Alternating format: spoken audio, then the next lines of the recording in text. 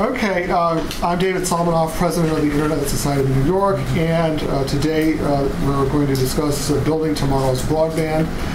Briefly, there's been a lot of discussion about the topic of net neutrality and the possibility of increased government regulation or even rationing of bandwidth as a scarce resource. And today, this evening, we'd like to look at the other side of the coin, as it were, and talk about how to create more abundance, more access, and build out the infrastructure as somewhat, as, in my view, as an alternative approach. And we have three people, one here virtually via Skype, and two people in the flesh, Hunter Newby of Allied Fiber, and Joe Calzone of IONS, and then Louis Houle from Quebec, of Connecting Quebec, and also from the Internet Society of Quebec. So what I'd like to do is pass the microphone around and have everybody kind of introduce themselves a little bit in more detail as they're comfortable doing, and discuss a little bit their projects, both from a little bit of a nuts and bolts technical standpoint, and also a little bit in terms of the policy issues, because I'm interested in having a discussion here about different kinds of policy issues in terms of private versus funding, public funding and that type of thing as solutions for the broadband gap here in the U.S. and also, of course, in Canada and other underserved areas. So I'll throw this over to you because you're closest. Okay, thank you, David. Right, okay. Thank you, everyone. Thanks for having me back. My name is Hunter Newby. I'm the CEO of Allied Fiber. For those of you that are not aware of Allied Fiber, what Allied Fiber is, I'll give you a brief description.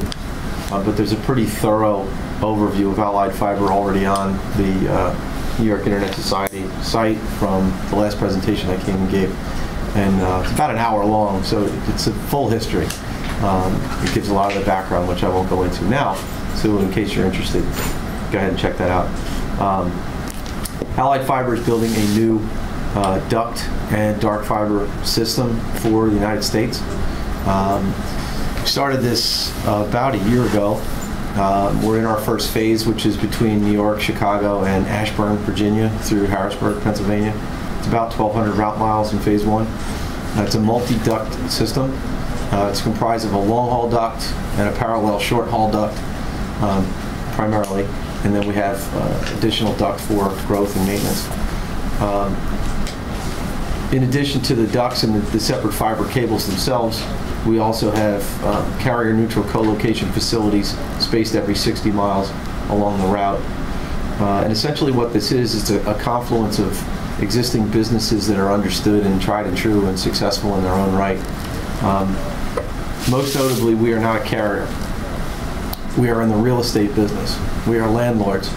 And it's very similar, if not analogous, to my prior business that I was involved in called Telex, which was based here in New York City at 60 Hudson Street, which Joe here at ION was a tenant, customer of ours, still is, at Telex.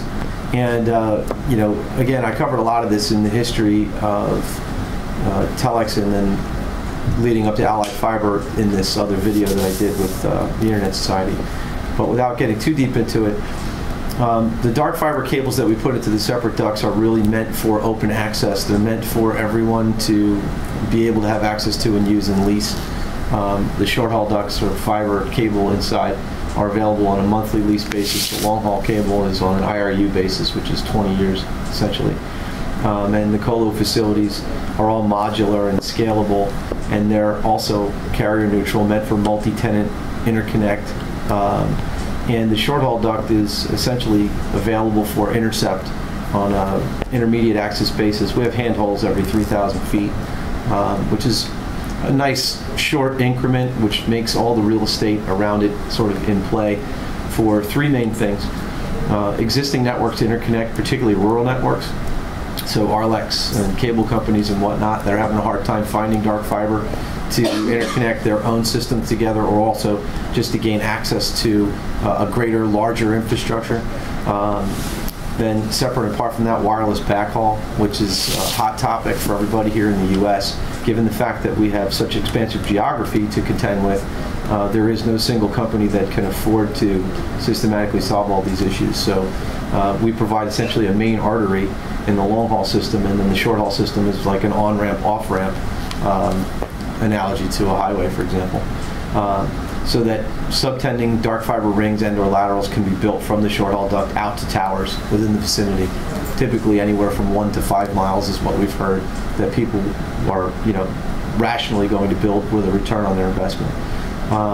And then lastly, high performance computing and supercomputing and all sorts of very bandwidth intensive applications which are being deployed in what now is commonly being called cloud infrastructure, which is a very generic term, and I have an issue with people using terms that they don't properly define, and the word cloud obviously has connotations to the public internet cloud. This is not that, clearly. This is a server-based environment. It's typically deployed on a layer 2 infrastructure. It's very latency sensitive, it's very high-end, it's bandwidth consumptive, sensitive, and it requires dark fiber. So there are numerous data center development projects underway along the Allied Fiber Phase 1 route for this purpose. And it's also largely due to the fact that the flexibility of the physical infrastructure in the Allied Fiber route allows for data centers to be moved to where power is, where utility companies, substations exist, where there are 50, 100 plus megawatts of power at the cheapest possible rates. That also happen to coincide with tremendous incentives from the state and local government in terms of tax rebates and other things, green initiatives and whatnot, trying to move demand away from central core areas where they have blackout and brownout issues to where there's power available. So anyway, combining those things with the Allied Fiber system, which basically begins and ends at the subsea landing points in the United States, which are the most important points because they essentially hold the continents of the Earth together. And our mission is to provide ample fiber infrastructure for all that needed between those points and every 3,000 feet along the way, which really encompasses a whole lot of folks that have different needs, as I described. Beginning part of second quarter of 2011 is our expected delivery date for the fiber cables themselves.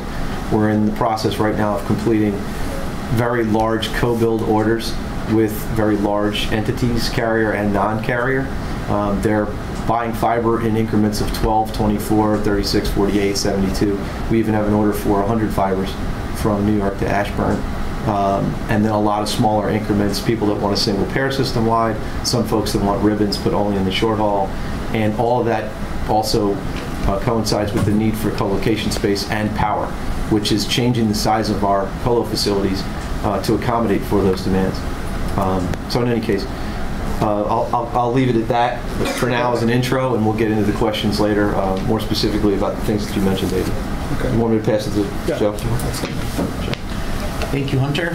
Thank you, David, and everyone for inviting us down. My name is Joe Calzone with a company called ISOC-NY, based in Albany, New York. In 2004, we were able to grab some seed capital from about 12 rural independent telephone companies in upstate New York. The challenge for these rural independent telephone companies, couple-fold.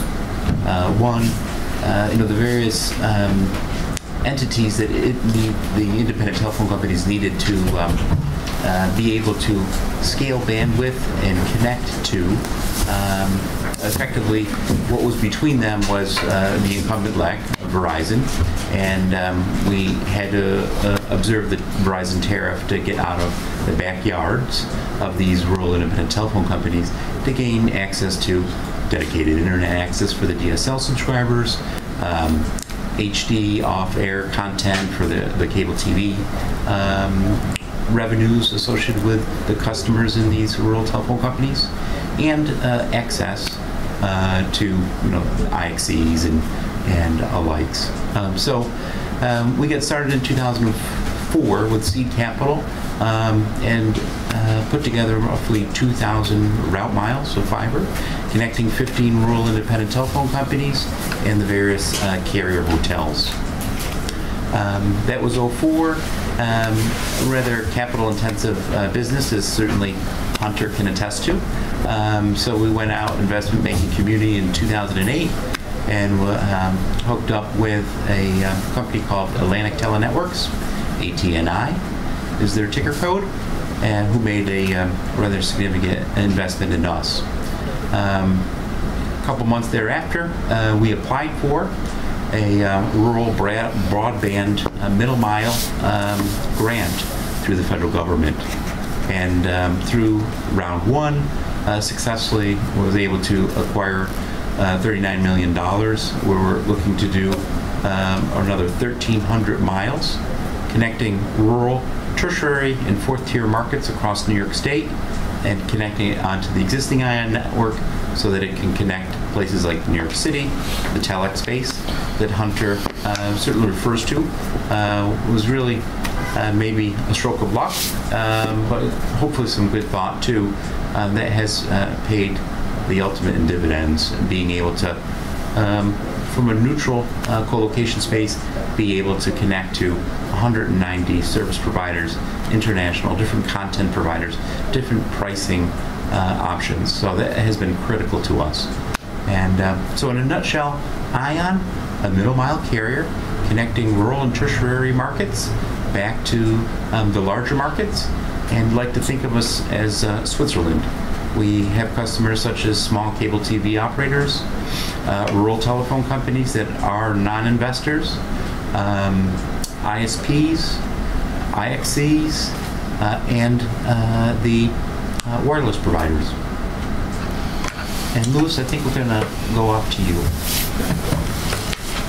Great. Very interesting, guys. I'm going to tell you about smaller scale project. You know, there's one figure that you have to keep in mind when you're talking about Quebec and compare it to the United States. You have to divide by 40. So when you're granted by the government an amount of money, it's not $10 million, it's divided by 40. So I will let's first say that I'm general manager of Quebec Connect, which is an initiative that's supported by 20 organizations who have been involved in the internet, all kinds of businesses, voluntary businesses, co-op businesses, private sector businesses, and those companies had in common one goal. They wanted to connect Quebec because one of the major problems that we're facing is that it's a very low density population that we have up here, and in many rural areas there is no high-speed internet at all. So our project is to get, to search really for trouble and go in small vicinities where it's going to be a problem to implement it. So that's what we're busy doing right now, and we're doing it in places that can be some 400 or 500 miles away from the other.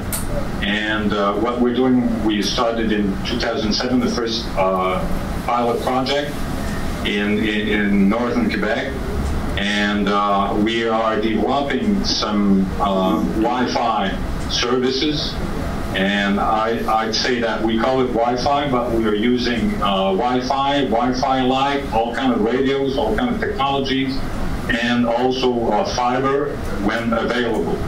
One of the major problems that really often available. So we have now we're going through projects in something like 12 municipalities and small places, and we're using a mix of technology to succeed in implementing high-speed internet. What we're doing is that we are transferring knowledge.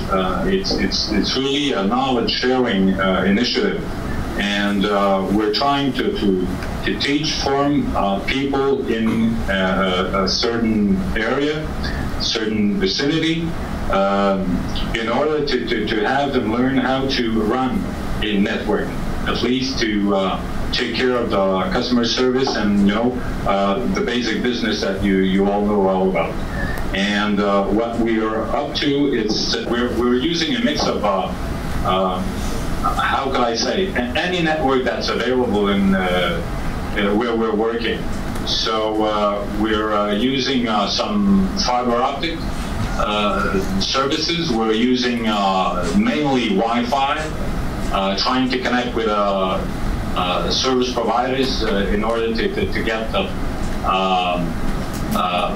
enough juice to serve a community and teach them how to run a service, how to manage a service, and afterwards we step in another municipality, and this is how we're working. And we've been connecting some, I'd say up to now, 12 municipalities since 2007. And the buzzword here is that we will probably never get rich, because it's always a small amount of customers that we can gather in all and every project. But the point is that up in Quebec, when we're talking about big cities, there is no problem. But when you're talking about vicinities, rural areas, 1 person out of 2 can use high-speed internet. So we're definitely looking at new services, new technologies in each and every project that we're putting forward, because we have to invent some way to get some broadband for the services. And as I was saying a minute ago, we're using here in Quebec by the end of the last century, 1997 up to 2001, Quebec government major program has been put forward to implement internet broadband for all libraries, public services, health services, and municipalities. And this could be called a public service. And this is what we're working on in each and every project, but we're also using private sector broadband. And what we're trying to do is, when we're implementing, for instance, fiber optics, dark fiber, of course, we want to have deals with the rural authorities in order to make it an open network. We're facing some comprehension problems in those vicinities, because you know, the mayor of the place, he doesn't know a word about what the internet and high speed is. He just wants to have the service, you know, and they're not really comfortable with you know, signing an agreement with companies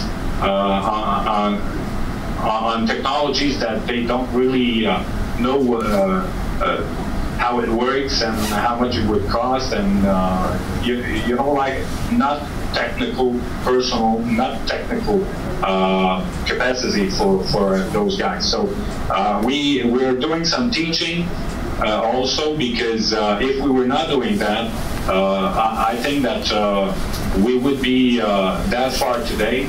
And now we're in some 5 or 10 regional projects, rather important projects now, and everything's going fine since 2007 with a $25,000 first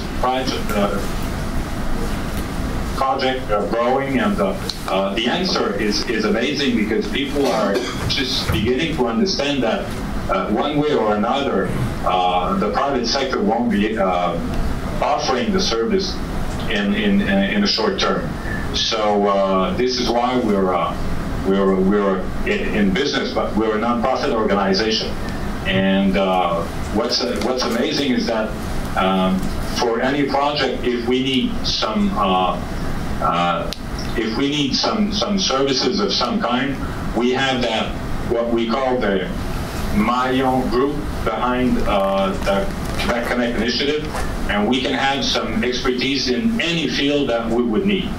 But now we really have to move to shift to something that would be would allow us to go an awful lot faster in developing high-speed internet for the rest of Quebec. This is what we're. This is the point where we're right now. Okay, I'm going to just quickly throw in the first question, if that's okay with you. What additional resources do you think that you need now to make that next step or that next jump? We definitely need developing fiber at a price that would be affordable for the communities. We definitely need some knowledge sharing on the best technologies that we could put forward in our project. And definitely like to look at how we could implement, for instance, an allied fiber type service in for the whole province of Quebec in the first time, and afterwards, why not for the rest of Canada? Okay, great. So I'd like to now throw it totally open and to questions from the audience here. Are there any questions? Come on, Bob. I know you got one. I'll come up with one. Oh, good. Okay. Just, I wasn't clear what the ownership model was. Is the network is owned by the non-profit entirely, or do the municipals own their own network? It's owned by the private sector, by the municipalities, and by Quebec Connect for what we've been building so far, which is not as amazing as what you've been doing down there, guys. It's a few. It's some 20 to 25 kilometers so far, you know. We're talking about small projects. We're talking about small investments so far for a very simple reason, because in those municipalities, when you have maybe 400 customers, you can't afford throwing 20 million in a project. I have a comment, actually, to make about this for Louis' benefit and for everybody. We all share the same issues, whether it's New York State, the United States, Quebec, Canada, any country in the world. Yeah. It's like physics. Yeah. It's like gravity. It's exactly the same wherever you go. 9.8 meters per second squared. It's the same. It's a hydrogen atom. It's the same.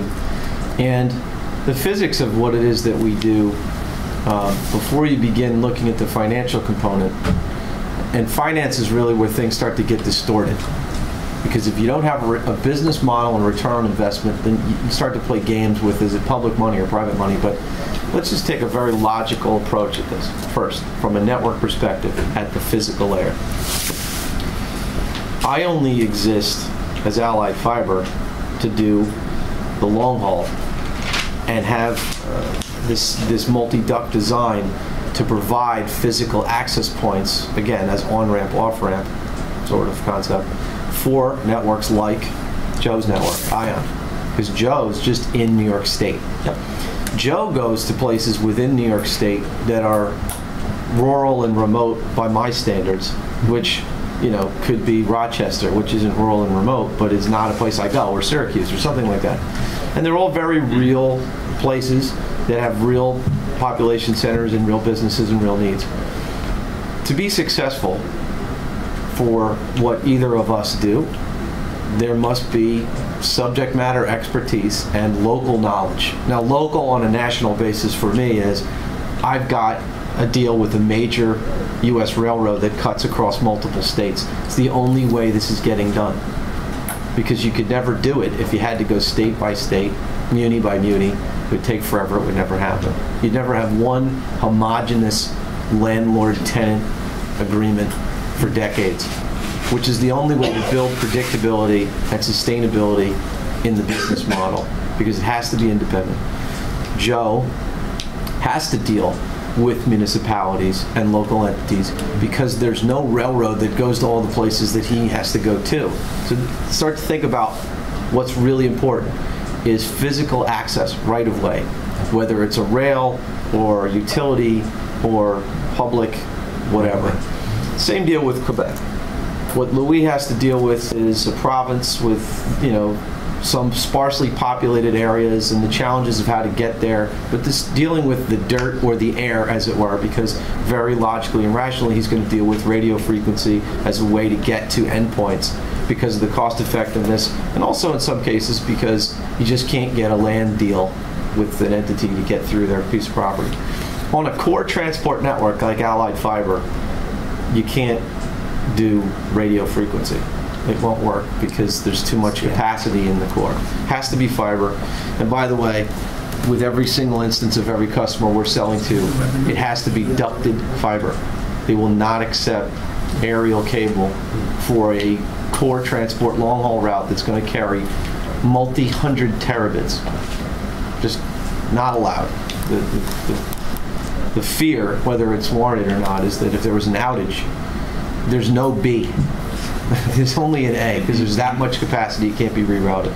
So all these things need to be taken into consideration as one thinks about how to deal with their own model and their own network issues as presented to them. If you're dealing with a province in Canada, as Louis said, you have to divide by 40. I think Canada, in terms of geography, is probably close to, if not the same land area mass as the United States. I could be off by a couple million square kilometers. But from a population standpoint, Canada's 10% the population of the United States. So you're not going to get the densities at any level, mobile, rural, ISP, or what have you. But there is a rationale to build a coast-to-coast Allied Fiber type system in Canada, which actually we've been talking to Canadian Railroad about doing that, which would allow the provinces and folks like Louis to intercept too, and then they could deal with their local issues because someone else is dealing with the broader issue of giving them access to physical air to the outside world. It's all about economies of scale, guys. What we do is provide economies of scale so that everyone can come to us and buy their incremental piece such that they don't have to build it themselves, because independently they could never come up with the business model to finance it if they had to build all of what we're building just for a pair of fibers. And then as you get down to the local area and you can cordon off and section off those different little issues, you can literally deal with house by house, neighborhood by neighborhood, building by building, solving those problems, which is not something my business could ever do. We'd never get anywhere. Okay.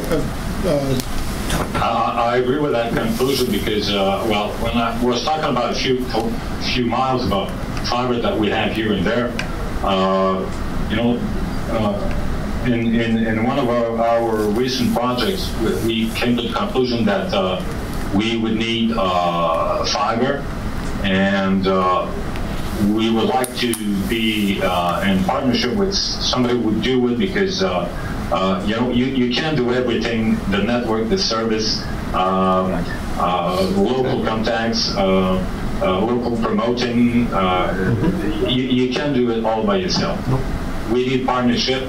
It's as far as I'm concerned, the internet is it's a need. It's a must. Basically. And I think that we really have to be working together in order to have it an open access service. Mm-hmm. And this is what we're now trying to achieve. But it's going fine. Okay, Joe, did you want to share? There you go. Just a few comments from our experience, certainly Louis and Hunter's comments as well. You know, from an ION perspective, I think, and really a macro network infrastructure perspective, I think Hunter hits the nail on the head in terms of taking care of things. We need that regional and national backbones that is open from an architecture perspective. As I described, ION is really more of a middle mile and working with whatever the last mile service provider might be and the technology.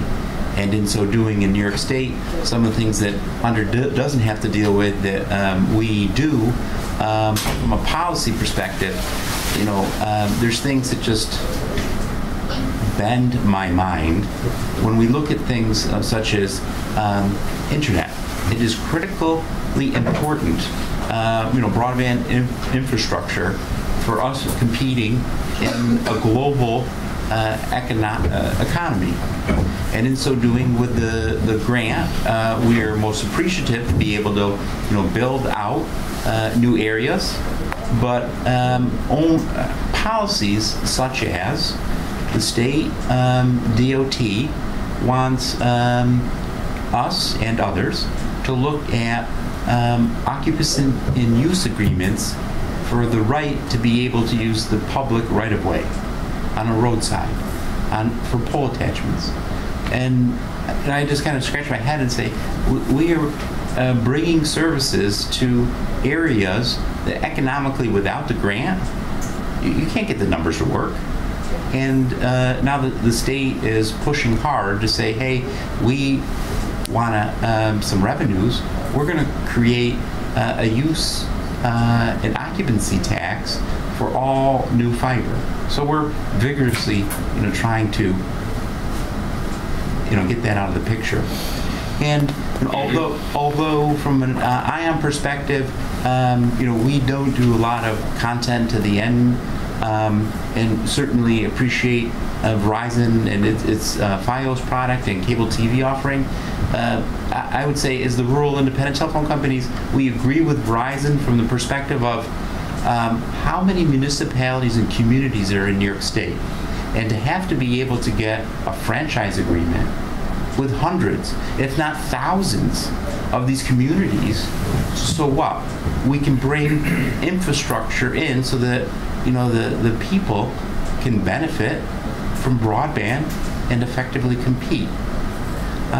So those are two things from a policy perspective I find mind-numbing. Is this not addressed somewhat in the National Broadband Plan? If I can add to this, we're discussing an agreement with in the Laurentides, let's say county, where they've been going through a project, and the county zoning some network, okay, and they're offering high-speed internet services. They want to get out of that business as soon as possible, because they've been discovering that it's not a business for a county to be in. They have to do that. They don't have an expertise to compete with the private sector or anybody who would be offering services, such services in their county, and they want us to take over and take care of that network. So I think that we have to keep in mind that even though we have to talk with each and every municipalities that we want to work in, we must be sure of one thing. I don't think that a policy that would make them the owner of any network would be a good policy. The importance here is to be able to use it, though. This is quite different, owning it and using it. So if we're talking about an open network, we need a policy where we can make sure that this could be possible for municipalities, for services, police, fires, health, and all what they have to take care of. So I think that there's some win-win agreements possible, but we definitely need to, there's block by block here, some knowledge that we have in different areas, and we have to work together in order to have the whole house put together and working together. But I don't think that the municipality should be running the house, though. I have my question, which I'll... Yes. I've heard that pole access is addressed in the National Broadband Plan. Can you take that? Certainly. In the broadband plan, there is access from the perspective of pole attachments are to be allowed, and where technically feasible, conduit use made available. And that's generally the power utility, the incumbent local exchange provider, and in some cases, in these rural areas, they're actually municipal-owned, power and electric companies. Yeah. So those are available. Yes, you are correct. What there isn't, though, is the fact that a broadband strategy that everyone buys into. Yes, there's a piece of paper which is called the National Broadband It's just a set of recommendations. Exactly so. And I think some really important things, although we were fortunate enough to be a recipient of the NTI-BTOP funds, a lot of those things went to from the federal government to the states for the states to be able to weigh in. And I would say from an Allied Fiber perspective, hey, that creates a problem where you're not looking at the bigger picture. The Allied Fiber approach, I think, is critically important to say, hey, there's regional networks, there's statewide networks, there's municipal networks, and how are they all put together so that there's route protection, there's scale, and really the ability to connect wherever you ultimately need to go. Coming back to your question, what we have, I believe, at least in New York State, is a revenue problem for the state government. So it's busy looking at ways to say, how can I increase revenues? I'm sorry, this is not the way. Because if I go backwards in time, coming from the rural independent telephone company heritage, if you go back turn of the century, there was the REA, the Rural Electrification Authority, and the premise there was we would use government funds to push utilities such as electricity out to everyone, and everyone was to have electricity and a POTS, plain old telephone service. Okay, electricity I appreciate, it needs to be there. POTS, I'm sorry. And I am growing up on the independent telephone company side. Voice is nothing more than a bursty data application. It's broadband. What we need is broadband. So a national broadband plan needs to take care of things such as, if there's this fund called USF, where a portion of your cellular bill, a portion of your landline bill gets put into this fund, and the fund is available to TDM, rural telephone companies to help subsidize that? No, it's broadband. So there should be a USF broadband fund, not a USF TDM voice fund. We'll pass along that Alex?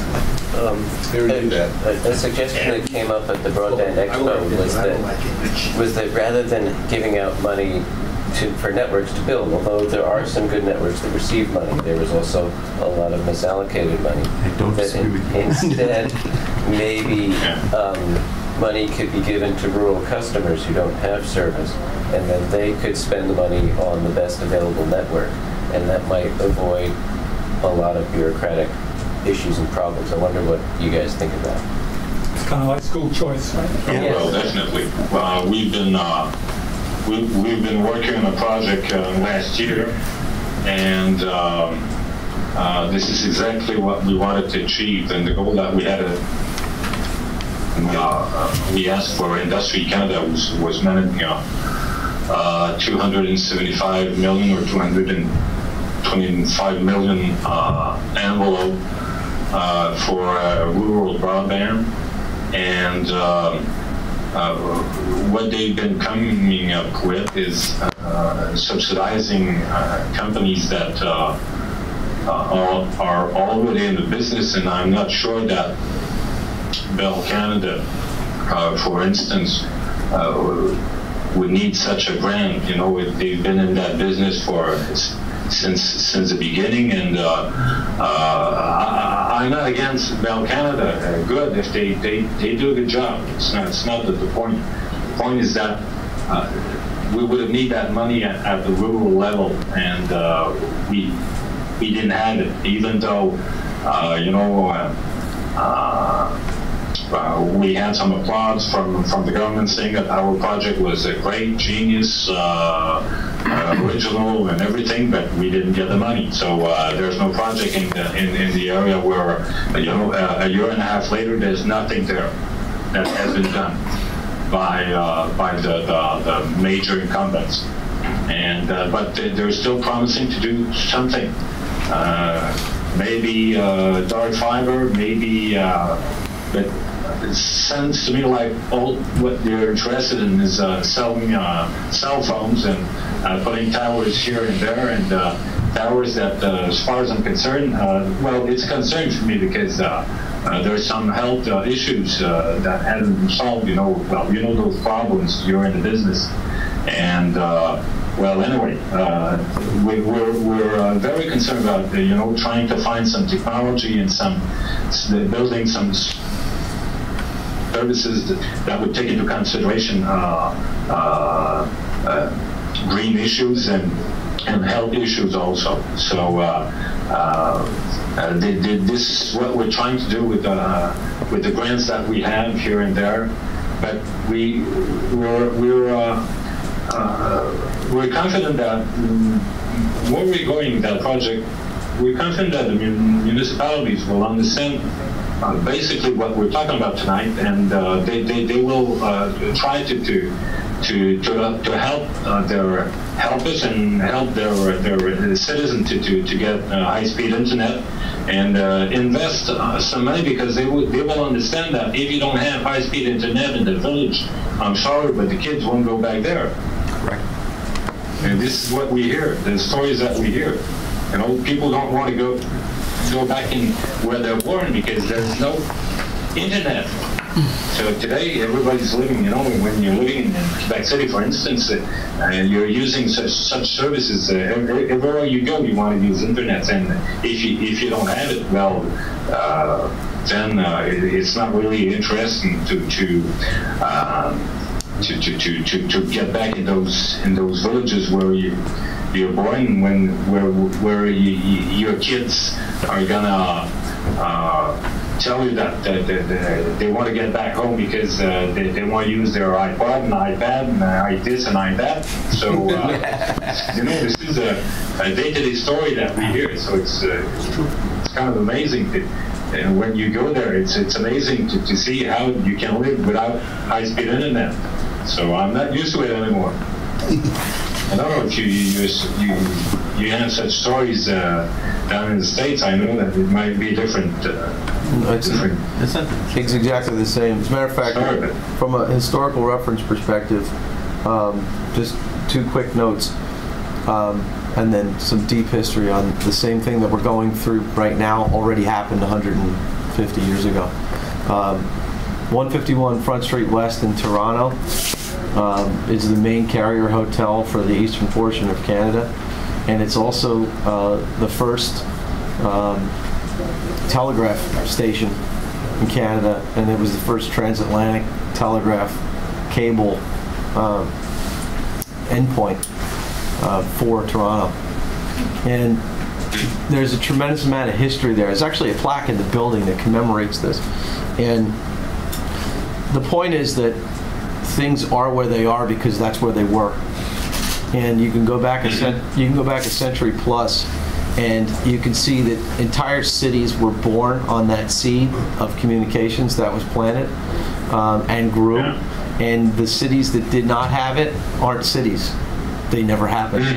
And the same exact analogy is with the railroads, where they put the train station in the depot, then the saloon sprung up and the hardware store and this and that and the other thing.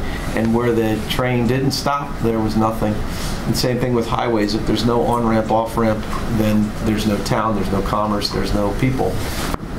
When you think of any type of infrastructure at all, when you think of the ocean and where ports are where the highways go, and where the rail goes, and where the communication systems go. And everything has sort of a central nervous system and a heart, and communications networks are no different. Western Union, here at 60 Hudson Street, it's the exact same thing. 60 Hudson Street was the world headquarters for Western Union. It was actually their second building. The first building burned to the ground. It was made of wood, and it was painted with polyurethane, I think. and it went up like in 2 seconds. So they built 60 Hudson Street out of brick so that it wouldn't burn down. And they built it out of brick because when the original Western Union building burned to the ground, it took out telegraph communications in the U.S. for months. Okay, we couldn't live with that today. Here's the story, and this is how this whole thing's going to play out. The telegraph, okay, which was a technology, was actually invented by a French guy who took it to England and got it funded because the King of France wouldn't fund him. There you go, it's all about finance again. Because the King of France had just finished funding a semaphore network from Paris to Marseille, and he didn't want to waste the money he spent on that with this new technology called the telegraph. So this guy takes it to England, gets it funded, and then years later the British Navy uses the telegraph flagging from the ship to shore and telegraph to from the spotters on the cliffs of Dover to alert the British fleet where the French fleet was in the channel before they could visually make sight, and it changed naval warfare. And the British Navy decimated the French Navy using a technology that was actually created in France. So ignore technology at your peril.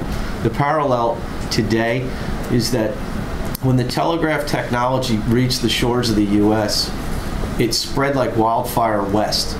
And there were thousands of little mom and pop telegraph operators, and they all raised money to build out local telegraph networks on the promise of the fact that everyone wanted to send telegrams and exchange these messages, which, by the way, that was the first actual implementation of email, if you think about it. What happened was those mom and pop operations basically got it done however they could. And I'm not saying that Quebec or New York or anything's mom and pop, but internet protocol at layer 3 is identical to what the telegraph technology was with zeros and ones and electromagnetic pulses of its day. And what ultimately happened was those independents figured out how to run the high gauge copper wire in trees and on poles and did whatever they could do, and they had certain little regions, but they just couldn't generate enough revenue to pay down their debt. So then came along a company called Western Union. Actually, Western Union's name implies what its intended purpose was. It's a shell company that was funded to roll up distressed telegraph assets west of the Hudson River and unionize them. Okay, it was a roll-up play. And they did this in the 1850s, and they rolled up telegraph networks. Mississippi Valley Telegraph was the first one they bought. Then they bought Washington State Telegraph. They bought New Orleans Telegraph, and they integrated all these telegraph networks into one behemoth powerhouse known as Western Union, which all those high gauge copper wires tied in together right here in good old New York City, because this was the capital of the world for communications and finance and commerce and everything else. Arguably still is today. It is where it is because that's where it was. So what do we have? A bunch of independents deploying IP, fighting local battles. Local knowledge wins the day. The municipal town boards, it's somebody's sister, brother, cousin, mother, father, friend, get it approved. They're doing all the hard work in Quebec and in New York State and everywhere else to get this built out. And at some point, there will be a company funded to roll up all of these disparate assets and make them work as one homogeneous system, because that's the normal, natural course of how these things evolve. It is no different than failed railroads and failed utility companies and failed telecom companies. They will get rolled up if their networks are built properly, because the time and effort put into getting homes wired can never be duplicated. And once it's done, other than POTS, which I totally agree with you, Joe, that was a different time in the country. That was a different time. Bell had a monopoly. It was backed by the federal government. The federal government allowed the Bell to charge a tax to the people that was greater than what was legally allowed, which was the subsidy that guaranteed the 8% rate of return, which covered their CapEx so that they could float the bonds to get the money to build the infrastructure, or else there would be no way to logically finance it. That's fact. That happened. There is no concerted effort in the United States to do a broadband system of the same kind, because what was done by the Bell system was quasi-socialism, but it gave the United States the infrastructure to be the leader in the world for a century. We are now challenged with this because everything has to be funded on a capitalistic ROI basis in an environment where credit is non-existent. Banks don't lend. They keep taking from the Fed, but they don't lend because they don't trust anyone's credit. Meanwhile, they're the ones that aren't creditworthy, which is bizarro. I mean, if you look at the country's not creditworthy, just keeps printing money.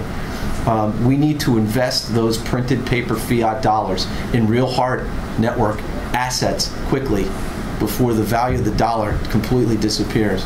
Because if we don't build that communications infrastructure, we will be third world, because other countries are, right now, nationally backed fiber plants, not broadband. Broadband is a very bad word, it's ill-defined.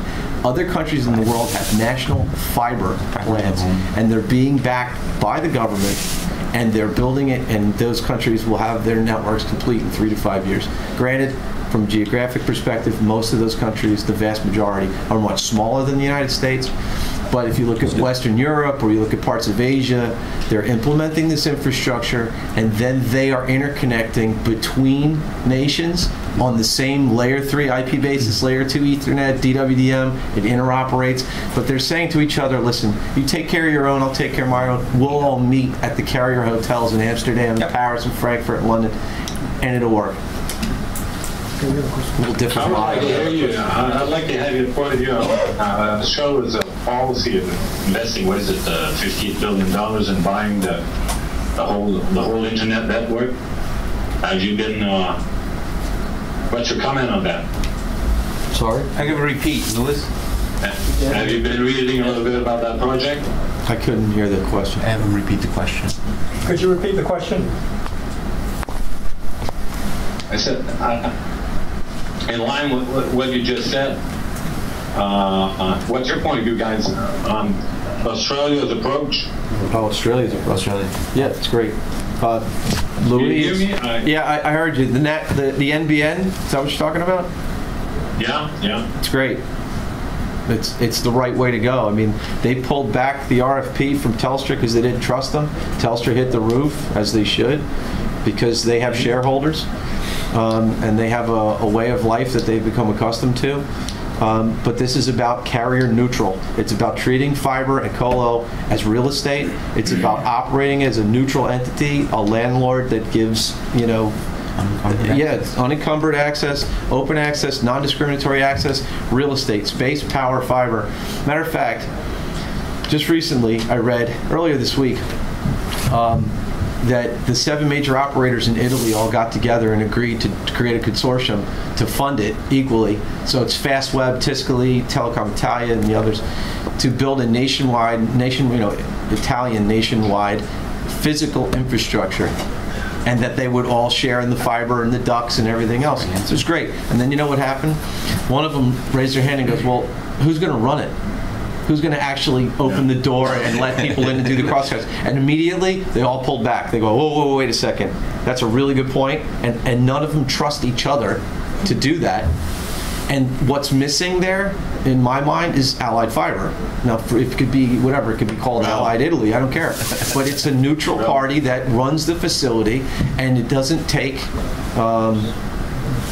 It doesn't take preference from one or the other. Everyone's a tenant, the smallest to the largest. As long as you pay your rent on time, you get. You pay, you get. But there aren't privileges or benefits of one or the other given the size. So I think the NBN makes a lot of sense, and I'm happy that they were able to survive the election, and that the party that's in there kept it in place, because I was a little concerned that the Telstra-backed party would get in and kill the whole thing. And that just shows you really what what's motivating all this, the background. It's all about money and control and physical air access. Can we just have some questions? If I may add, incumbents here, what we're facing is that when we were in some of our projects, when we were near to beginning something, some high-speed internet project would pop up, and they would, incumbents, sometimes it's hard to work with.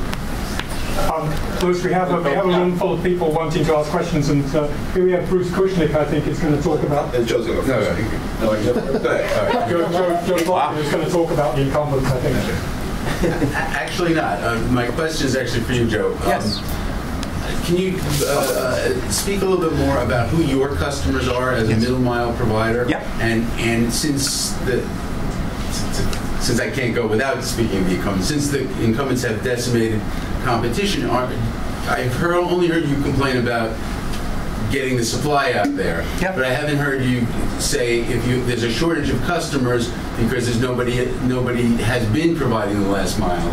So are there really providers out there? Are in some of these rural telcos, Yep. are they prepared to roll out D-slams and have the financing and whatnot to do all that? Well, basically what we see, what we meet is that incumbents don't go in some rural areas because they won't be able to make enough money out of it, out of any investment. They are not very much interested in turning around to see if governments would provide some money for them, because one way or another, they won't have much income that would come from those small areas. That's all. As simple as that. It's not in their business plan. I'm sorry, Louise. But On the ION side of things, as it stands today, 90% of our revenues are with last mile service providers. So what we have, there's roughly 25 independent telephone companies through New York State, and some of them fairly large, Frontier Communications. But if you look at their geography, yes. Keysville, New York, there might be 1,200 people.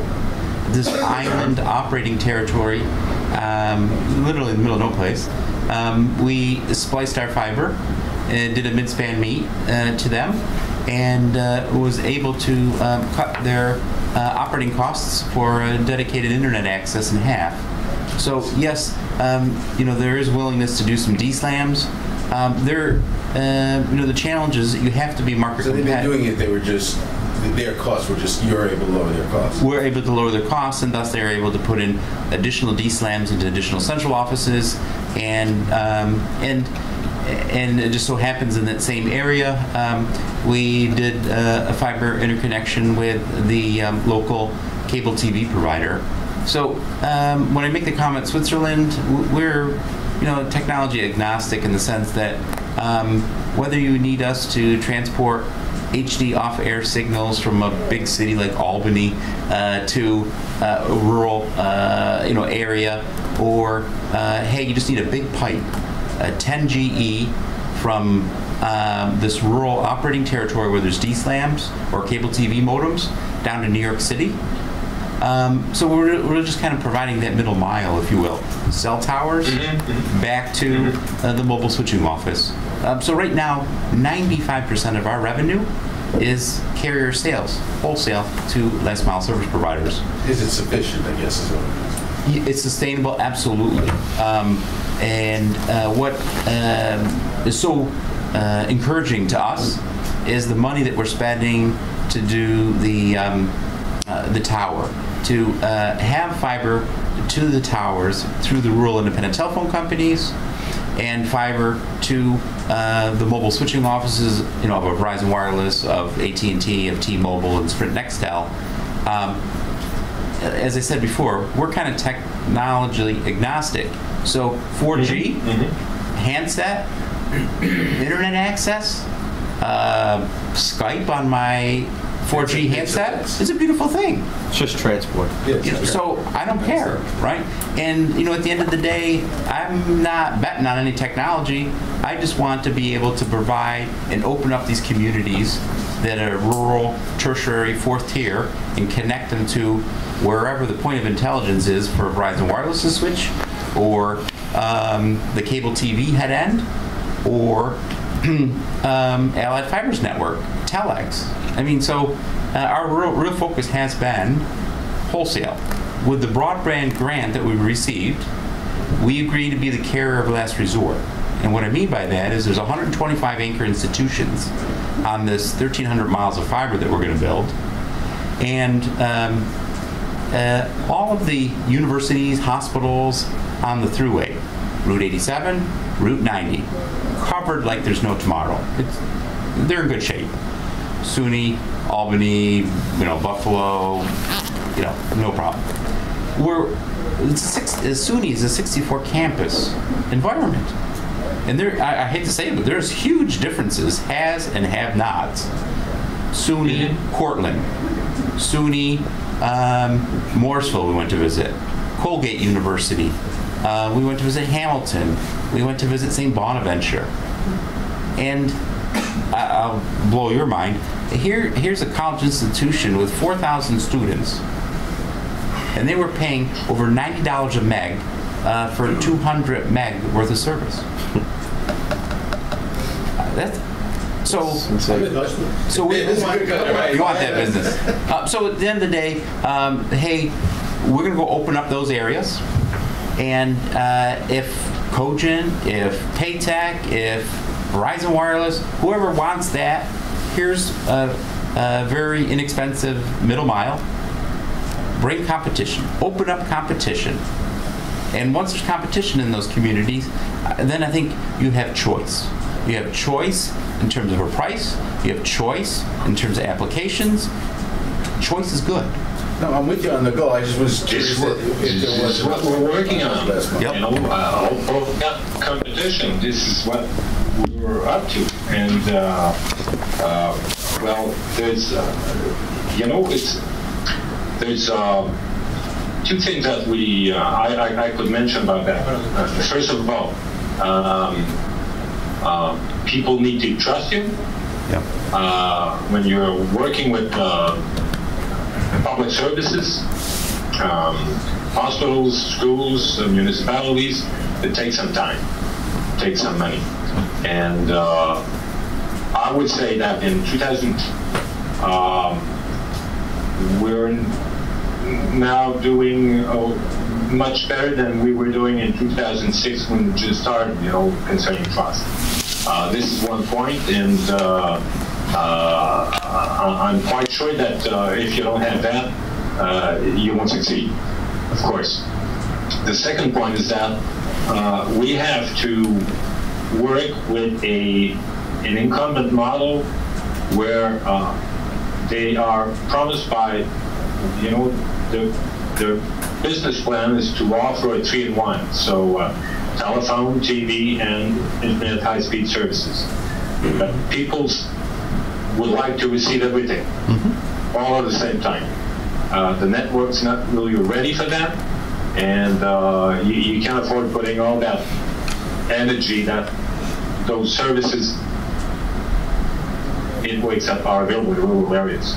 So by the time you invest in a network where you can offer all that, well, in the meantime, we're trying to put in place some high-speed internet services, period. We don't even offer TV, nor IP, internet IP, not for now, because we don't have the availability that we do. We need to offer the service. So when we're talking about competition, first of all, of course, we're talking about broadband. We definitely need some broadband up here, definitely, and we don't have it in those rural areas. It's not there. We have to get some money, some funding to do that, and we don't want to be doing that. We don't want to do that at Connect Quebec, because it's not our business. I would like to offer services, high-speed services, but not, the broadband. So everything has to be done. It's not improving. We've got some comments about incumbency, I think, from Bruce Cushing's now. First, I'm glad you guys are out there trying to beat the bushes and bring broadband to the places. That's great. But a couple of things about the history of broadband and where we are. Right now, in the state of New York has raised rates 90% on local service to pay for fiber optic services, which they are giving directly to Verizon. It is illegal for them to give Verizon the money because they're using the money for FiOs, which is interstate information service and a cable service. In the state of New Jersey today, they've collected $3,200 per household for a fiber optic wire to the home at 45 megabits, of which on state law today, 100% of the state is finished by the year 2010. It's on the books, it's in law. In the state of New York, they are showing their state, and in New Jersey, they are showing that they lost money for the New York Tel and New Jersey Bell. They are manipulating the data because their affiliates are not paying any of the money back to the local incumbents. You talk about the utility model. The utility model is alive and well. It's just that the incumbents basically are taking the money out of the rate base and moving it illegally into the affiliate transactions, where they then give the money to FIOs, where FIOs then builds the networks and then keeps the networks closed. The fact that this has happened in all of the United States, throughout the United States, in state law and in Canada, they've collected $320 billion to date. It's $3,000 a household. It is currently built into local rates today. Now, the question I've always had, and so you bring up the issue of adding universal broadband to universal service. We're already paying for it 3 times. We're paying for it in the universal tax currently today, which goes to the incumbent in the high-cost fund. We're paying for it in the states where basically the cable companies were supposed to give schools a full broadband access. The schools, the cable companies have collected $46 billion under something called the social contract, which is $5 a month per customer to basically upgrade the schools, the libraries, and their networks. Those networks were never, as far as we know, they were never built. The phone companies are collecting approximately somewhere between $50 and $100 per customer per year, per line, to go out and pay for broadband today. The Universal Service Fund basically has turned into a slush fund, which we've written about, where all the high-cost funds basically are given to companies where they do not look at the total revenues over the line. They only look at the line item that's called basic service. So the broadband company, the broadband part, the phone, the internet part, the cable part are not paying back to the incumbents. Now, the documentation on this is very clear because if you look at the affiliate transactions in their annual reports, you will see that they, for example, in New Jersey, they had a $315 million expense for internet with no revenue. In the state of New York, they are showing that there is a $1 made in the state of New York, and the same thing in Massachusetts. In the state of New Jersey, they showed a $194 million loss, even though their annual report shows that Verizon is doing very well in all of these states. So what's going on is the manipulation of the data and the destruction of the utility system via the affiliate transactions, via them claiming that. Now I have to to put this in perspective. Okay, we all talk about investment. Customers are already investing today. That money is already being collected. That money is already in the form of, if you go back to the New Jersey law, you will see that they have raised I think it's $3,200 per household, and it continues today. So the question I have is, why isn't anybody going out trying to get the money back at the municipality level? We dealt with municipalities in New Jersey. The problem is that Verizon walks in and says, oh, the lobbyist for Verizon is on board of this municipality. The mayor had to recuse himself in one city because, he works for Verizon. The incumbent lobbyist calls Verizon and calls the municipality and says, excuse me, but as far as we know, we not only are not going to pay you property taxes anymore because we believe that we're now competitive, which is what's going on in New Jersey. New Jersey has lost $150 million of property taxes in the last 10 years because Verizon claims it's competitive. So the question I have is, well, we talk about all the broadband plans. We filed with the FCC, I think it was 16 times, pertaining to the economic structure of customers as the funding source for broadband today. So my take on this is, if you want to go out and if you bring up the issue of investment, we're already making an investment. The question is how do we get the money that's supposed to be directed to the networks back into paying for the networks, back into making the utility functional? And I believe that should happen. My take on it is it's not going to happen because the National Broadband Plan, the head economic advisor, happened to work for one of the think tanks that was paid for by Verizon and by AT&T and by Comcast. So what you have basically is a situation where it really isn't about the networks. It really is about the political system on top of the networks. Fair. And so my question is how do we get the money back and use it for what you want instead of raising the Universal Service Fund? Okay, because somebody wants to make a comment right at the back, can you? Yeah, it's actually more of a follow-up question, so if you guys want to comment on his question, go ahead. I'll make one quick note, and then we'll move on. I can't hear that. I said I would make one comment on what Bruce just said, and then we can move on. This is Hunter speaking. I've thought about this a lot, because you're right, and it's wrong. And it's the same thing that Bell did 100 years ago. Historically, now we know that, you know. Yeah, here's the deal.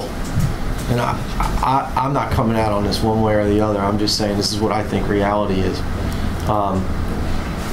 There's collusion going on. It's politics, it's money, it's collusion.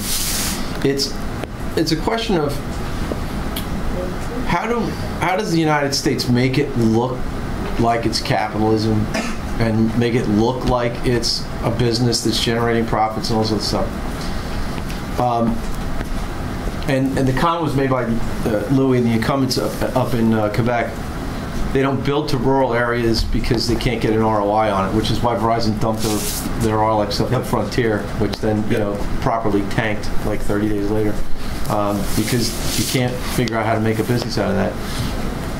The future's fiber to the home, and then you drop a femto cell on it and you get free wireless backhaul. That's beautiful too, right? You know, for them. But they weren't about to spend money on it if they had to share fiber. Now, remember 03, the triennial review and the hoodwink everybody got, where they were like, we want broadband relief, so we'll let the CLECs keep Uni, but give us broadband relief. So the FCC went, oh, okay, and all the CLECs who had no choice, because they said, well, if you take Uni away from us, we're dead, so give them broadband relief, give them total monopoly protection on fiber. And they gave it to them. And then 3 months later, they took Uni away anyway. Remember that? Okay. Yes. Wasn't that great? We all remember that. Yeah, how come it's a long distance and then they how come nobody talks about that? Well, because it's all part of the same thing, Bruce. It's all planned out. None of this is like on a whim. It was all thought of a long time ago. And this is a strategy that's being executed upon. It's a very well thought out strategy, and everything that you see is an illusion in front of you, because the real plan, which is not made known to anyone, is that in order for the fiber to the home infrastructure to be built at a cost of $5,000 per sub, which cable companies are only getting a public market comp last time I checked of around $1,500. So why the hell would anybody spend 5Gs? Is because 32 of it's getting subsidized, and then they're using it for free wireless backhaul, where they don't have to pay a tower owner for an antenna attachment, and they don't have to pay somebody like Joe for transport from the tower back, because Mr. Smith at home there is paying for his IP connection, probably to Verizon or somebody else. So it's like a triple win for them. But the bottom line is that the United States of America is challenged because of its geography. Mm-hmm. We're too gigantic of a country for one single company to be able to afford to finance the entire infrastructure to the home and the core and everything else.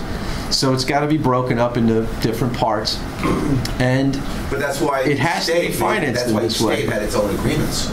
Every state, which is the size of a country, you could say in some cases, certainly, has a separate agreement within that state, which was basically created because the phone company was the local service and broadband was an interstate service. Listen, there's a difference between IP being ubiquitous and then there being a homogeneous physical infrastructure, which if you let the states build their own... No, not the state. The phone company said to the states, we'll build it. You just give us the money.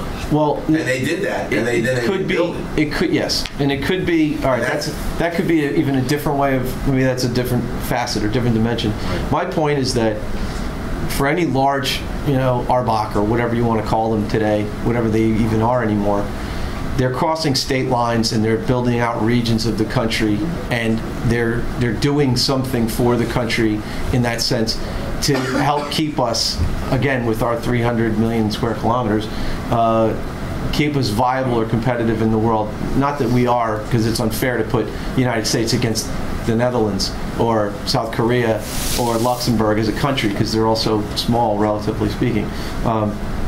It's about how do you finance the infrastructure build, and a lot of the stuff that goes on behind the scenes to all of us would be, it was like, oh my God, I can't believe it's an outcry. This is illegal. This is this. This is that.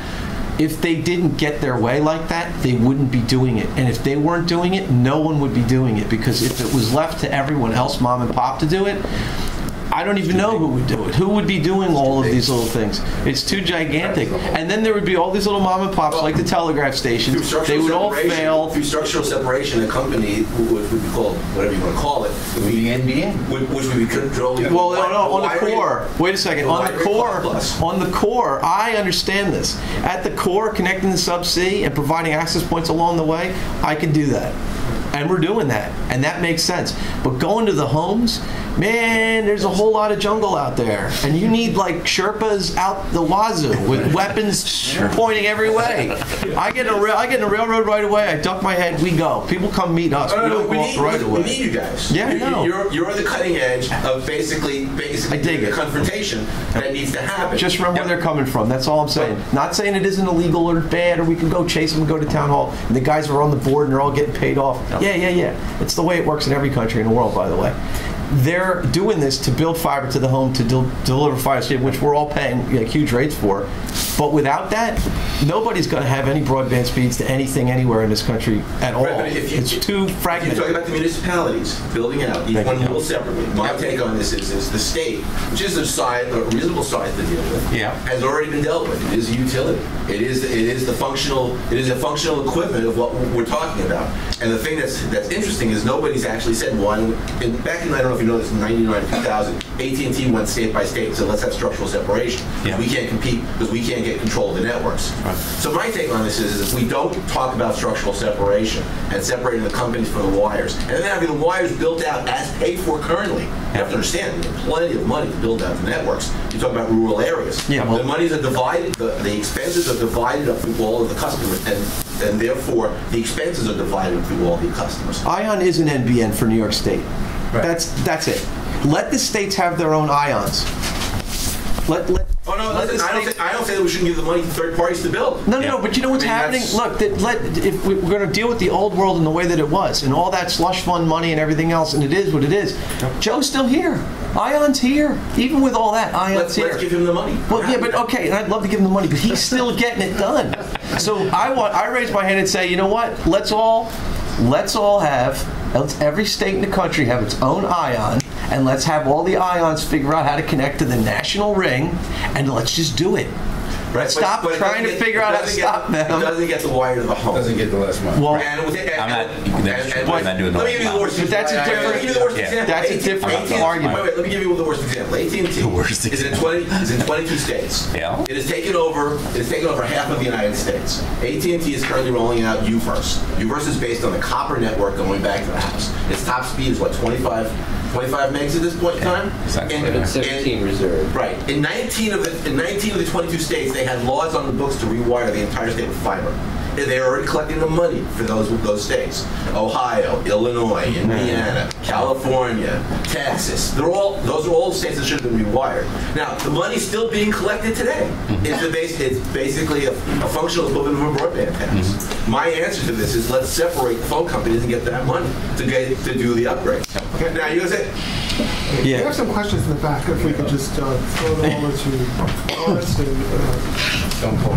Should I pull down your laptop now? I'm going to look at the table here.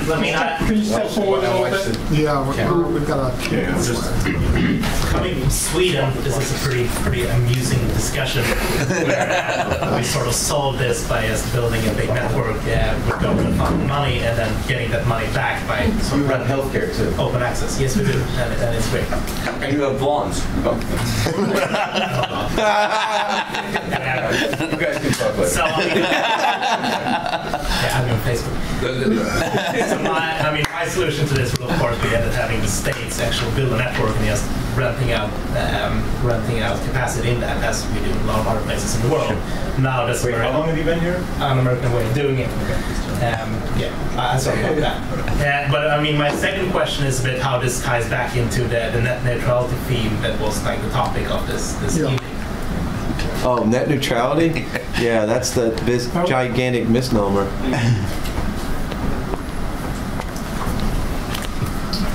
That's scary. I'll just say that when I, talking to Cordec and the council to the National Broadband Plan last Monday, and he laid out all these plans for taking USF money and E-rate, and I said to him, but don't you have to go to Congress to make these changes? And he said, no, the FCC can do what the hell we like, which kind of surprised me. And Bruce's plan, I know, is to like sue the arse off these phone companies if we can get the money to fund this court case, starting with New Jersey, because they're due in 2011 to have everybody, January 2011, to have 45 megabits to every single household in New Jersey, and if they don't, then they're in breach of contract with the public trust. And then this is combined with Alex's idea of like user choice. So if we can like sue the money back, the 320 billion back, and the users can then choose to like give it to ION, then we'd have a solution to it. I like the. I'm not sure. It's in Scandinavia. I'm not sure if it's Sweden or Finland, but the do-it-yourself, bring your own fiber deal, where like the farmers are building their own fiber networks. Northern Sweden, actually. Northern Sweden. Yeah. So first mile solution. Yeah, right on. First mile, do-it-yourself. Bring it on. Yeah, bring it. Get your own interconnect points and splice. In Finland, broadband is now a birthright. It's been legislated, I guess, in their government that when you're born and you're born in Finland, you're a Finnish citizen, you're entitled to, I think it's a megabit. They had one national network. It's a megabit per year. Yes. So when you're 19, but the point is that it may be like whatever the fraction is, they take it very seriously. They take it nationally, and they don't look at it as we do. Again, it's a geography thing, it's a politics thing, it's a population thing, it's a money thing. They realize that this is good. They need it because it's life. It's like water or electricity. It's how they're going to be educated, stay healthy, and it's what's going to drive their economy. And we all see that here. But there's just too much politics involved because there's too much money involved and everybody's got their hand out. Whereas a lot of these other countries just say, you know what, it's not that big of a deal for us to all squabble over. Let's just get it done and move on. Because as you said, the wrong way to look at this is for the states to say, oh, we're going to tax the access, we're going to tax this and that. You're looking at the wrong thing. You should let this thing grow, and then all the things that come from it, which are going to drive tenants. The way I look at everything is real estate now. So if you had a really good broadband system, businesses would move there, and people would move to work there and live there, and you'd have towns, and then you'd have sales use tax, property tax, and everything else, instead of trying to kill the goose that lays the golden egg up front, which is what a lot of these folks are doing. Whereas in Scandinavia and other countries have a different way of looking at it. They just said, well, let's just build a network and make it work great, and do duct deals and do right-of-way deals and do fiber deals so that everybody can come and get infrastructure on a very cost-effective basis, so there could be multiple networks and lots of competition, so we get the best of breed, quality of service, best price for the consumer, and we've got amazing networks and applications, and we'll be ahead of the world, and at least competitive with the people that are leading. That's the right way to look at it, and unfortunately, we don't have that situation right now in this country. Okay, Louis? Talking about Scandinavia, isn't it a sort of innovation? Is it?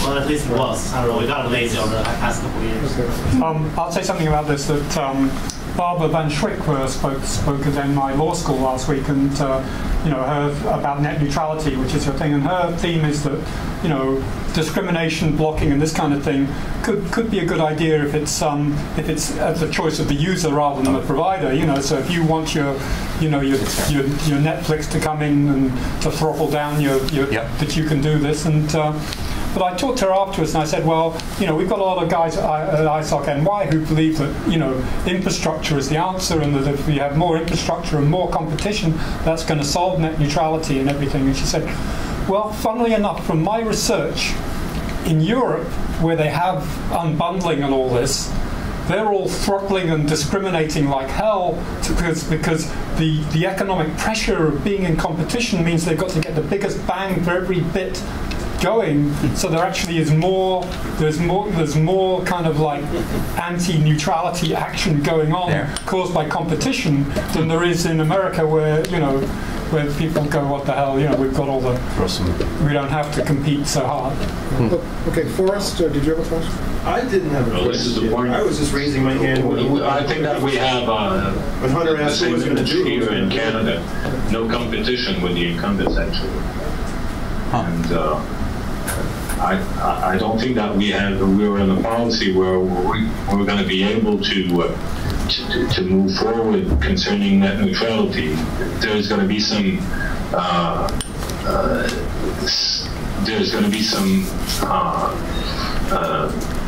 incumbents who will to manage their network. So in order to protect their assets and their ROI, and they don't have any incentive to innovate. In the actual model, this is what we see up here. This is a thing that there's a book just come out, Tim Wu, The Master Switch, it's been out 2 weeks now, where he argues exactly this point, that once you get to a certain size and everything you have, you just don't want to innovate. It's the same in anything. Right. It doesn't matter whatever the corporation is. Once it gets so large, it's about intellectual property protection and status quo and Building walls. Yeah, building walls and protecting the vested interests of the organization and the shareholders of the organization, and that means to slow things down, keep things the way they are, keep them the same, because you don't want them to change. Innovation is tricky at that level because you get incumbency. Right. You get to that point where you're in and you don't want to get voted out. So you'll say and do whatever you need to stay in power. And corporations can do that in a lot of ways. They buy things that are more innovative and more competitive, threatening to them, and then they kill them.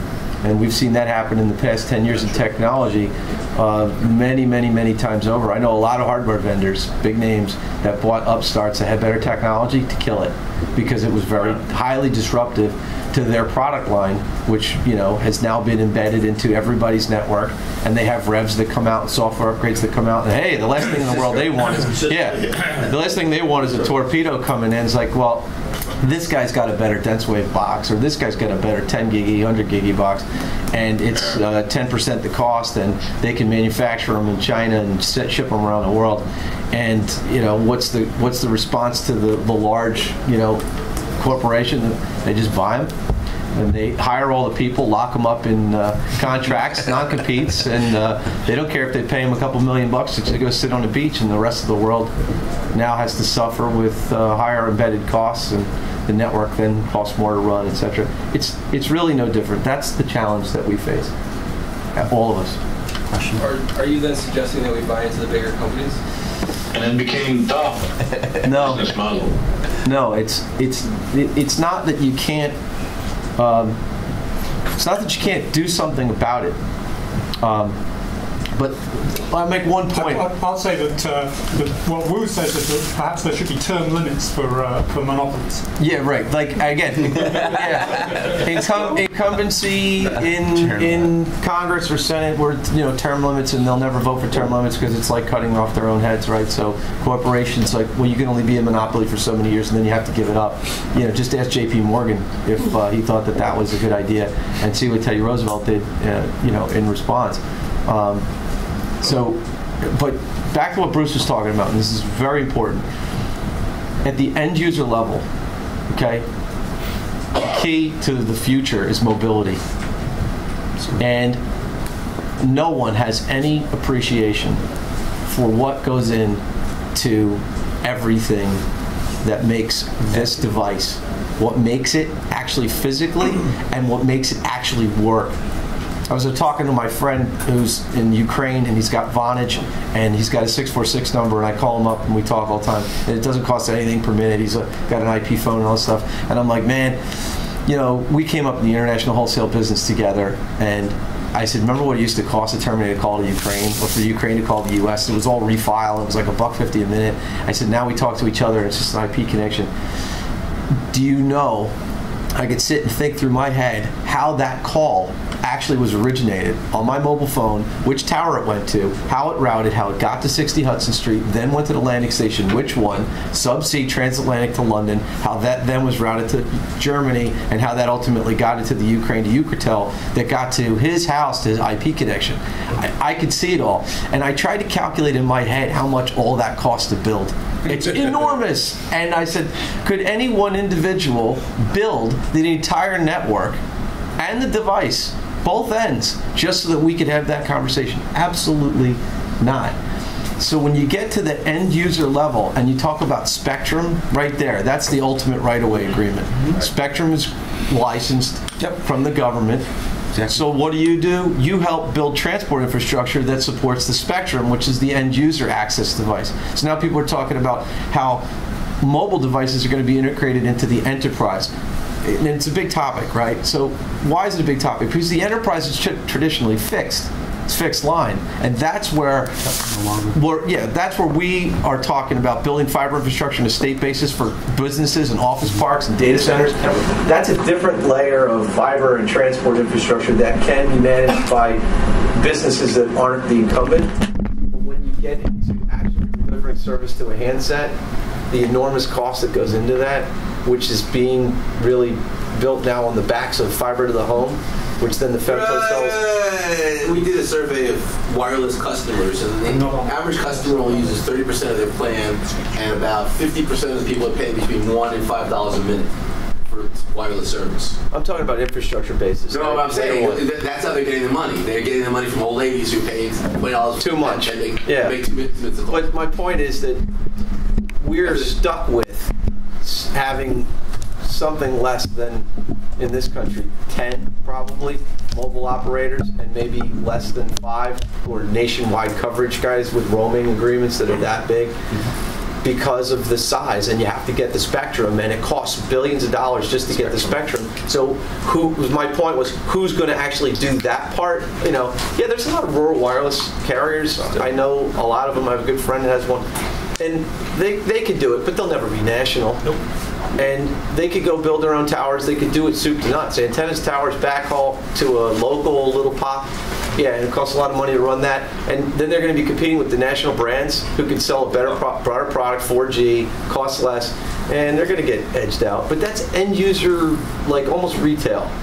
And what I was referring to from a core infrastructure transport basis is a little bit different. And that's where I think that corporations, independent corporations, can really make a difference. No, I think if you guys aren't out there, we're really screwed. I mean, yeah. You guys but the point, Louis made the point before that Louis made the point before that nobody can do it all. I've said that. Joe said that. We each do different things, and I think that having an intelligent conversation, you need to be able to break it up into not only the layers of the stack, but what sort of geography you're talking about, and who your customer is, what's your addressable market.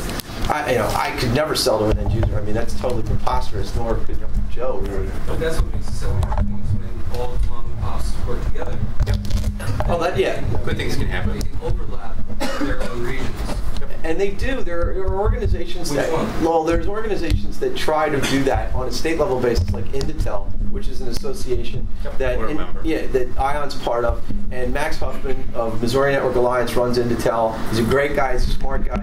And actually, the Missouri Network Alliance, I believe, is a conglomeration of 30 different independent telephone companies in Missouri, just in the state of Missouri, and they connect all of them as the way ION connects a bunch of different RLECs in New York State. Speaking strictly in IP base. Yeah, well, when you start getting to you have to deal with physical access first and foremost. Right. Then you distributed layer 2. Then you can get a distributed peering. And I have long said the Intercarrier Compensation Forum should agree to the Edge network, should agree to one gigantic enum registry, and then sit at the table with the RBOC and say, now I've got my own 100 and whatever it is million numbers from a voice peering cloud that they could sit with the RBOC and say, I'm as big as you. Yeah, I might be fragmented all over the whole country, but it doesn't matter. This is my block. Now let's peer. Instead of having to pay all these crazy termination, origination rates, and handoffs in these COs with places that, in Iowa it goes back to still 7 cents a minute to terminate a call. Speaking to a phone company, I'm with data. Yeah, but that is data. That's what I'm talking about. On a distributed IP basis, how do you get disparate islands of networks to actually work together? They must have common layer 2 interconnection points to run distributed layer 3 to look like one single network. Well, that requires physical access. The public internet is not going to do it, because in order to do that, you'd need to ride over some other transit network, and you'd be paying $90 a meg if you're lucky. And then you don't have anything. Then you got a bunch of toll booths. So distributed layer 2 starts with layer 2, which is really 1, and common interconnection points. So do you foresee these groups congealing a little better and grouping and getting larger and taking over a percentage of the business as a series of groups? Or do you think it's basically just going to still be disparate groups that are basically out there and don't really talking? Like, in other words, will we reach the point where you guys can say we're as large as you guys? Yes. In the near future? Or? They're there. Look, ION's there. Inditel's there. We're talking, Allied Fiber, are speaking with Inditel, which is one association of several, that... So the ION picture that effectively shows 2,000 route miles across New York State. There are 24 operational live statewide networks, and if we can leverage Hunter's company and Allied and bring these regional networks all together, then effectively you have the power of volume, unite the clans. Right. ION's a clan. Unite the clans. Bring them all together.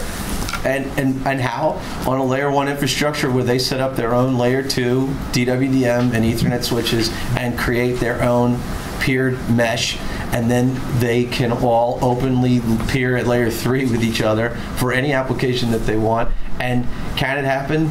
Yes. Should it happen? Yes. Will it happen? Yeah, if we keep going in the same direction. Inditel's there. Missouri Network Alliance is there. Great Lakes ComNet's there in Michigan. They're in these states. U.S. Carrier is there. They're down in Georgia. They exist. They've already united the independents at the local level, and now they need to be united on the national level. And Joe made the comment before, which, for our Allied Fiber's experience with the broadband stimulus plan, both rounds, there was a complete lack of understanding that this is a national need, because it was relegated to the states, who relegated to their tech czars, who relegated only to recommending projects in their states, because they wanted to take federal dollars and create jobs in their own state, and they didn't care at all about the needs of the United States of America, which is actually on the backs of which the paper is being printed that finance these islands that are being built. So there needs to be a bridge to connect the islands. Just as ION is a bridge within New York State to connect islands within New York State, we will to be a bridge to connect ION to other IONs. And that makes sense. That's exactly what other countries have done that are smaller. I was in Germany a few weeks ago as the MC of CNX4, which is hosted by Alcatel and the DKIX. The DKIX is the largest peering exchange in Frankfurt, probably largest in Europe and in the world, over a terabit sustained of traffic. That's impressive. And Alcatel runs the carrier neutral interconnection facility at Clara 90, which is the carrier hotel in Frankfurt, the gateway between East and West Europe. And I met a company that I'd actually known their name before. I never approached them. I don't know why. WinGas. It's a fiber network, which is a subsidiary of the gas company that's in Germany, and the gas pipeline right away that they built duct and fiber infrastructure in 1993, because the gas company needed fiber to control the main valves and all the different tributary valves, and then they overbuilt the fiber and have leased dark fiber and colo, neutral colo in colo facilities throughout Germany, which as a country is probably a couple times the size of Wisconsin. Okay. Nowhere near the whole size of the United States, but that's the Allied Fiber model. I discovered it after the fact of coming up with it sort of like in reverse, and it's been operating in Germany successfully, profitably since 1993. And I asked the guy, who do you sell to? He says, we have about 50 customers. They're all carriers. We sell to Telia and KPN and Deutsche Telekom, even in their own country, and a whole bunch of other folks, because they'd rather lease than build, and who could get the right of way but the gas company who already has it, etc. And it works, and they're just like matter of fact talking about it. Like, well, of course. And I said, what would all of your customers do if you didn't exist? Could they get dark fiber and neutral colo from Deutsche Telekom? She said, oh no, of course not. I said, and what would happen to you if you were sold to a carrier. Deutsche Telekom. Yeah, to Deutsche Telekom. What would happen to all your tenants? He goes, oh, no, they wouldn't sell them dark fiber. I said, do you realize how important you are to the country of Germany to connect Bonn and Cologne and Stuttgart and Frankfurt and Munich and Berlin? Do you realize how important that is for fiber to the tower and fiber for data centers? It's like, doesn't dawn on him how critically important it is because they've been doing it for so long. He just started working there a couple years ago. Great guy. Didn't understand the critical importance, national importance of that infrastructure. And it's exactly the same story as what I see playing out in other countries all over the world. In Africa, they're building exactly the same thing. In Asia, they're building exactly the same thing. And this is what we need to implement here, the same way. You want to comment on that? So, David? No. No? Well, it's 9 o'clock, David. Do you Are we want time? to- Oh, yeah. Okay. Any other comments? You know, I've got more questions I can ask. Yeah, okay, well, I don't think we're going to get chased out of here, so if we'd like to take a few more minutes, I have to catch a train at 10 o'clock, or leave at 10 o'clock, and break down, but we can take certainly a few more minutes if I people know have that, questions. you know, when Lou was investigating, you know, community broadband here in the city, it was one of the things, you know, we could get a connection and we could get up to like the meetup room and then we could access and so on. But then we started coming up with, one of the blocks we came up against was Calais. And how do we... Kalia? Oh, yeah, intercept, lawful intercept. You know, and they're coming down and leaving a more complicated one. How do like Oh, is that recording? Sorry. how do small communities deal with this? You know, having, you know, suddenly it's a whole other level of expense and complicated. Yeah, Kalia compliance is an issue. I don't have to deal with that. Maybe you could speak to it. As far as some of our smaller last mile service providers, there are in fact a few third-party service providers that allow that. So you would buy in particular probes that you would put on your equipment, and you could hire a third party. So when law enforcement came with that, you know, subpoena, what have you, this third party can pull the information for them to suffice. Our sister company, ISOC, who effectively is the ISP for all the rural telephone companies, it was deemed important enough that we, you know, actually brought the talent in-house and do that. And when the company was first started, you know, it was more of a strategic decision than cost effectiveness. Initially, it's rather expensive to have it out of the get-go. You know. Yep. Yeah. But if you are interested offline, I'm happy to get you. I know there was two companies that we third-party offer that as a service. Actually, one quick comment on that with Kalia. When you build a common physical infrastructure that everyone can use and they can get access to, and then, you know, whether that's a statewide or a national infrastructure, you can implement a spec, a standard, essentially, and then you can reach economies of scale, basically what Joe just said. Economies of scale at that level as well, so that the other sort of tributary networks that connect are just plug and play at multiple layers of the stack, including compliance with lawful intercept. So actually what we're doing helps in that sense, because it creates a standard where there isn't one. And it's not just, like you said, words on a piece of paper. It's a physical layer infrastructure. It has a set of rules about how you come in and how you connect and how it works. How's the door It is open? pie in the sky, though, and someone's got to get there before you can, Yes. you know, Yeah, well, yeah. bootstrap. You can actually start to create it, and that is the way, and that's how it should be implemented, and that's, you know, standards bodies are one thing, but actually... And it comes back to the book, the thing that we ended up on last time, really. Right. Yeah, the book. How do you do it? Matter of fact, there's a project, not necessarily clear related. It's the same sort of thing. You need a physical way. So I've been working with Georgia Tech for a while. Ron Hutchinson, CTO, is a friend of mine, and they're launching their new data center right there in Midtown Atlanta. They're going to build a whole new building, 2 floors of data center, and then a high-rise with office and all kinds of stuff. And it's amazing. It's going to be half containers, half pods, and half raised floor. And it's a how-to for every other school, which is the beautiful thing about it, because he had the challenge of where do I put all my cores and how do I grow for the School of Medicine and engineering and aeronautics and all this other stuff. Well, he had to create a physical layer plan at the real estate level from the manhole in the street to the building, to the everything. And you know, you can grow it and shape it and size it, but then as you enter, it's an environment now. It's a compute environment. So if you think about HPC and you think about what they're going to be able to create and output, and they can host things, but they can run cycles for other people or themselves. You know, Coolea is just another one of the little tick boxes, for example, in a carrier environment where you can move into the physical infrastructure and have everything basically there so that you don't need to reinvent the wheel yourself. That's amazing. So what Ron and Georgia Tech are going to basically do is not only publish the book, it's the blueprints of how to do it. They're going to actually do it. And then all the other schools that are saying, well, we don't know how to build a high-performance computing data center, they'll say, well, here's my book. And oh, by the way, if you don't want to build your own, we can host all your apps in ours. You can do one or the other. And that is genius and amazing. And that's what we need. Because Joe's not Georgia Tech, neither am I.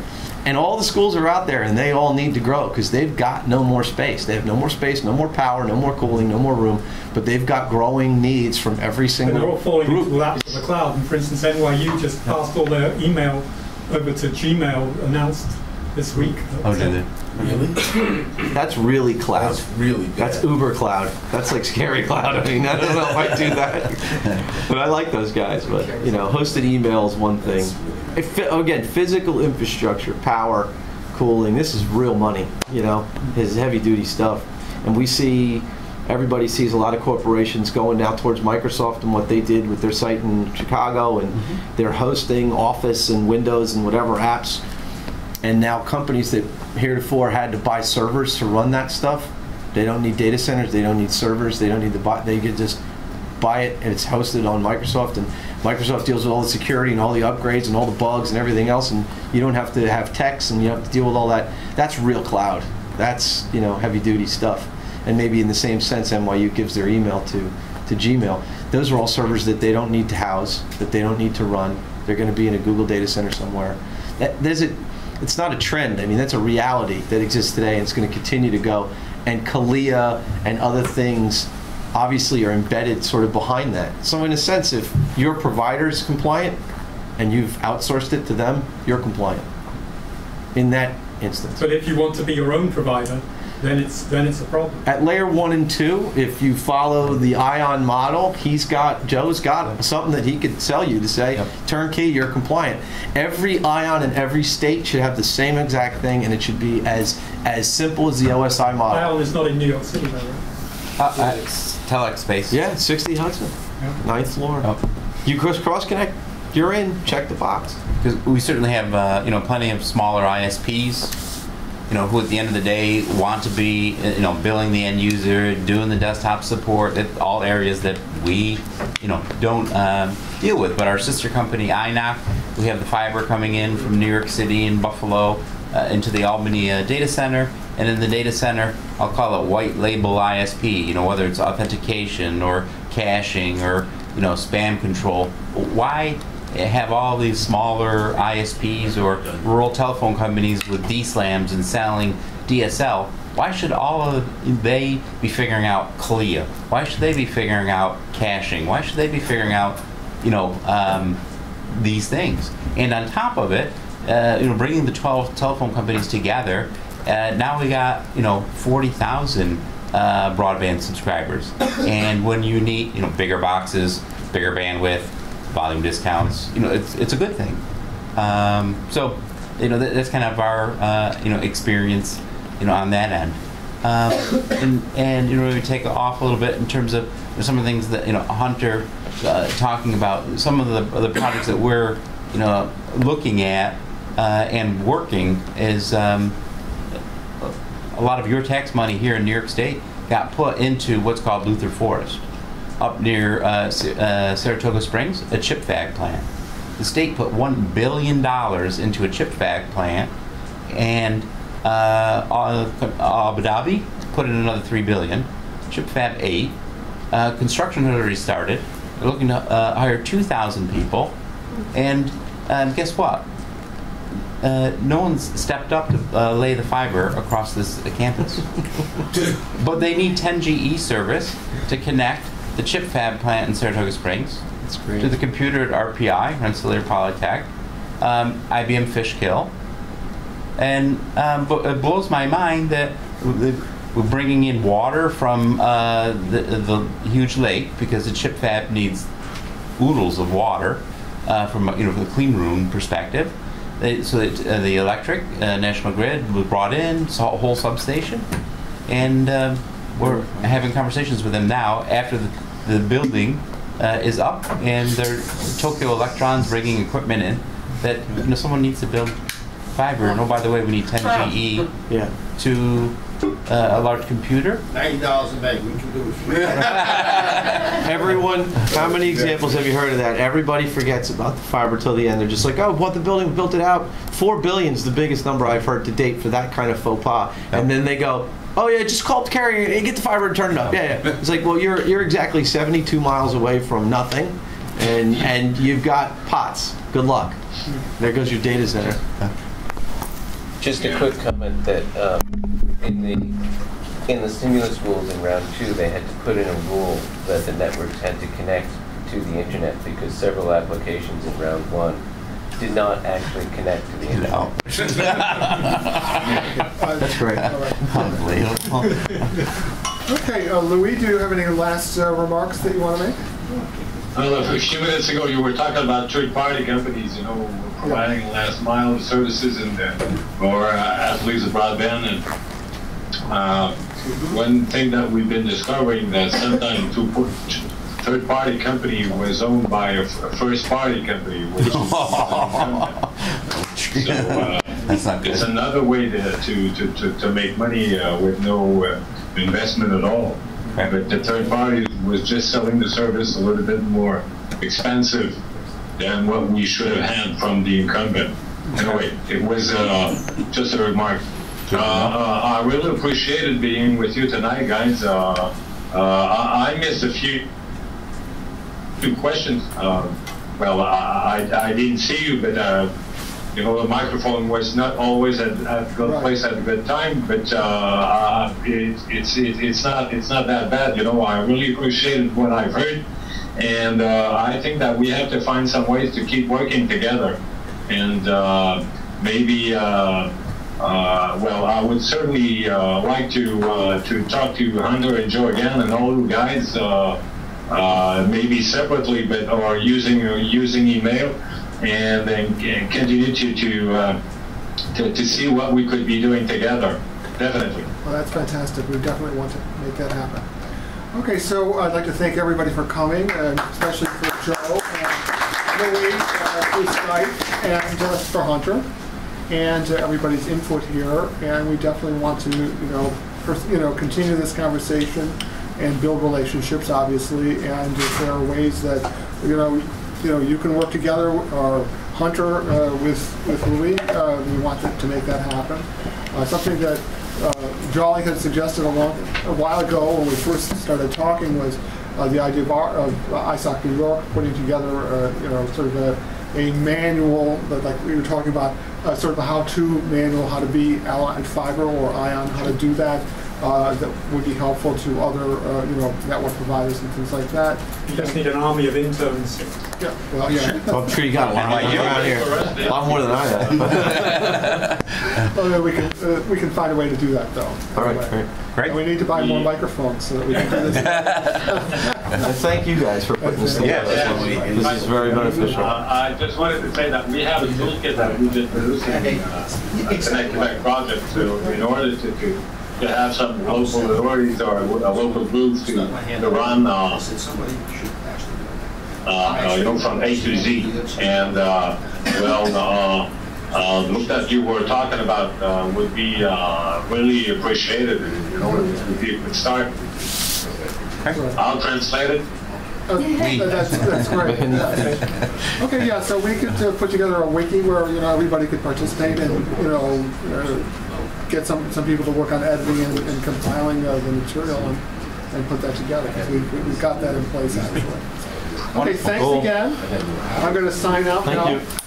And we're going to go from there. Merci. Au revoir. Thank you for the invitation. You're welcome.